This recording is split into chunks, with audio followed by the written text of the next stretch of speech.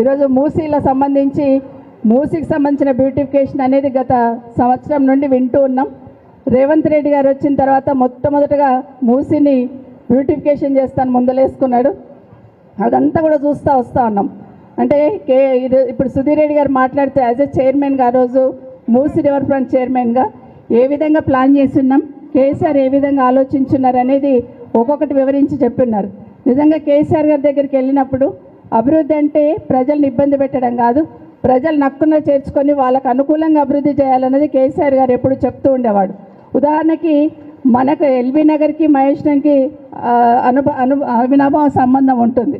పైన వర్షం పడితే పైన కాలనీలకి వెళ్ళి ఎల్బీ నగర్ వచ్చి కాలనీలన్నీ మునిగిపోతూ ఉంటాయి. పైన చెరువులన్నీ కూడా వచ్చి చాలాసార్లు సుధీర్ రెడ్డి గారు కూడా ఇబ్బంది పడ్డారు. పైన చెరువులకి వెళ్ళి నీళ్లు రావద్దు ఆపేద్దామని కిందున్న కాలనీ వాళ్ళు ఇబ్బంది పెట్టినా నీళ్ళ వంపు ఎక్కడుంటే అక్కడే పోతుందని చాలాసార్లు అందరినీ కన్విన్స్ చేసిన సుధీర్ రెడ్డి గారు కూడా ధన్యవాదాలు. ఎందుకంటే అక్కడ రాజకీయం చేయకుండా ఎవరి కష్టమైనా కష్టమే అని ఆలోచించున్నారు.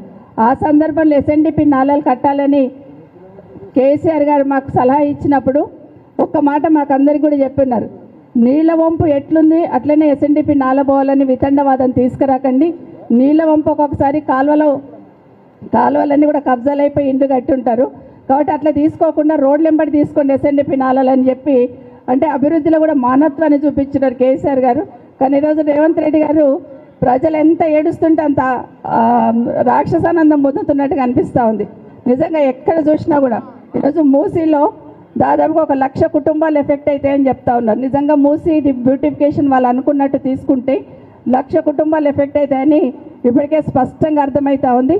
ఒకటి మాత్రం నాకు అర్థమవుతుంది, కేసీఆర్ గారేమో ఉన్న 10 సంవత్సరాలు ఏదైనా జాగా ఉంటే తీసుకొని డబుల్ బెడ్రూమ్ ఇల్లు కట్టి పేదవాళ్ళకి ఇవ్వాలని ఒక సంకల్పంతో 9 సంవత్సరాల్లో 1,00,000 డబుల్ బెడ్రూమ్ ఇల్లు కేసీఆర్ గారితే 4 సంవత్సరాల్లో 1,00,000 ఇల్లు కూలుస్తాను రేవంత్ రెడ్డి గారు కంకణం కట్టుకున్నట్టుగా అనిపిస్తుంది ఈరోజు.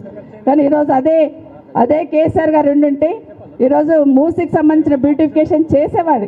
చెయ్యాలనే ఆలోచన గతంలో చేస్తున్నాం కాబట్టి, కానీ ఈ విధంగా పేదలను ఇబ్బంది పెట్టి చేసే పరిస్థితి అయితే ఉండేది కాదని ఒకసారి తెలియజేసుకుంటే ఇక్కడే కాదు రాష్ట్రంలో ఏ మూల చూసినా అందరు కన్నీరు పెట్టుకుంటున్నారు. ఒక సైడ్ హైదరాబాద్ బాధితులు, ఒక సైడ్ ఖమ్మంలో కానివ్వండి, ఇక్కడ మూసీ బాధితులు కానివ్వండి, ఇంకో సైడ్ భూములు లాక్కుంటా ఉన్నారు.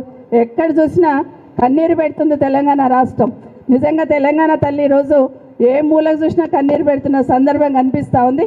అందుకే పాలన చేసేవాళ్ళు ముఖ్యమంత్రి స్థానంలో ఉన్న వాళ్ళు మానవత్వంతో పాలన చేస్తే రాష్ట్రం ఎట్లుంటుందనేది కేసీఆర్ గారు చేసి చూపించున్నారు. ఒక విజన్తో ఒక మానవత్వంతో ఖచ్చితంగా ఇక్కడ ఉన్న వాళ్ళందరికీ కూడా సుధీర్ రెడ్డి గారు ఏదైతే భరోసా ఇచ్చున్నారో ఎక్కడైనా ఎవరికైనా ప్రభుత్వం తరఫున ఇబ్బంది అయితే మనమున్నామనే భరోసా బీఆర్ఎస్ పార్టీ తరఫున ఇద్దామని అందరు కూడా తెలియజేసుకుంటూ జై తెలంగాణ, జై కేసీఆర్.